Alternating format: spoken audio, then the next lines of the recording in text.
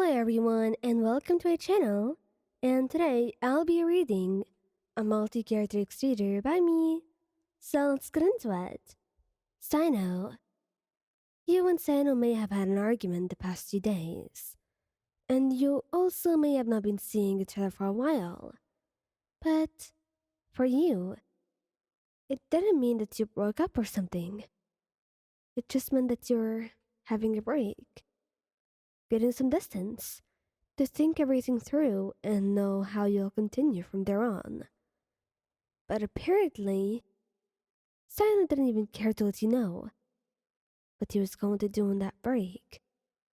No, it seemed like he was rather excited for it.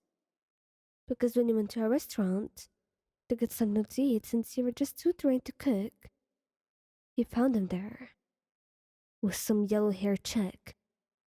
And instead of, thinking of all the mistakes he made in your relationship and the way he yelled at you, no, he was having dinner out with her. Her hand held in his, as he kissed it softly, murmuring something that you didn't care to know. You only cared enough to see what was in front of you. And then, you went over to him. Wow, it seemed like you were really glad to take that break. Maybe you could have told me, that you were going to break things up like this. And before he could explain himself, as he started to just form words and tell you what was truly going on, you left. Cyno knew he was at fault. He knew he was. Sometimes he was perhaps too arrogant or too cold, but he wasn't used to this yet. Besides, he wasn't cheating on you. This was someone he was having a meeting with, and he needed to do this for business. It was something that was required by him to make a deal with this weirdo from Fontaine. So he just wanted to get it over with. That's all. But now it was going to be way more difficult to tell that to you. All because you walked in on the worst of times. Zhongli. Zhongli was the heartthrob, and since no one knew he was an Archon, no one was really scared of him. They just thought he was a really polite, chatty old man. And some older women of Liyue were, of course, trying to pursue him, since their relationship was not public yet. What was the reason not to make it public? He didn't know, but Zhongli was hesitating a little bit. Regardless, it was kind of awful. But he was always pretty good at rejecting them and telling them to stay away. But right now, it didn't seem like that was the case. As you right now saw him, an older lady had her arms wrapped around him, and he seemed to be talking to her. He had no idea what was going on, but that was enough for you to see. As he quickly ran away from the scene, and Charlie noticed you. Of course he did, which is why he promptly pushed her off, rushing to find you. And once he did, he explained everything to you. She was talking to him, and he was trying to politely explain that he didn't want her, but she was taking things too far, and it kind of surprised him a little bit, since he really wasn't used to people being so pushy with him. Regardless, it didn't matter anymore. He held you close, kissing your cheeks and promising that there was no one else in the world that he wanted. He has lived for millennia, and even more than that.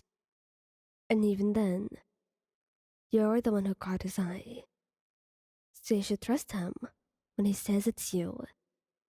Diluc. Diluc is really sweet, and he's an extremely loyal man. So no one in Mondstadt, even if you said that you actually saw him before your eyes, to, cheat, nobody would believe you, even yourself, because that's just how loyal he is. But everything shattered after that one moment that you saw it happen before your eyes. And here, I will explain. Basically, the two of you were having a conflict.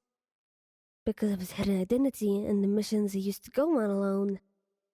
And you just didn't like it at all. It threatened him. And even more, you tried to get him on your side by telling him that it threatens you too, but he didn't listen at all. So now, the two of you are stuck arguing over this, and he said that he will leave you alone for a while if you were so worried about your own safety. You aren't worried about your own safety, you were just trying to get him to see sense, but he wasn't. And now, you saw him with this weird lady with blue hair, and they seemed to be flirting. They were drinking together, and Diluc hated drinking, even with you. So how did you get him to do this exactly? And the fact that he didn't seem to care that you were just waiting for him to come home, worried, and without doing this, it hurt you. And that's why it took such a long time for you to actually respond to him. And after he figured out what happened, he told you it was just one from his special network that he worked with against the Fatui, and that they were talking about some work. And since she was such a stubborn lady, he decided to just drink instead of having her just mock him for the rest of the evening. Which is something that you could understand. He sighed, hugging him tightly. You knew he would never just try to be safe.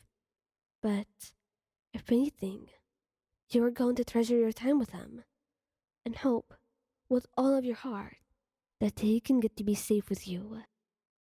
Tighnari. Tighnari was such a nice person, and kind, and patient. Actually, the patient part was a lie, but it was still there, just faintly. But he didn't seem like a cheater. In fact, he was a pretty responsible person and very sensible too. So it didn't occur to you that he would ever cheat on you.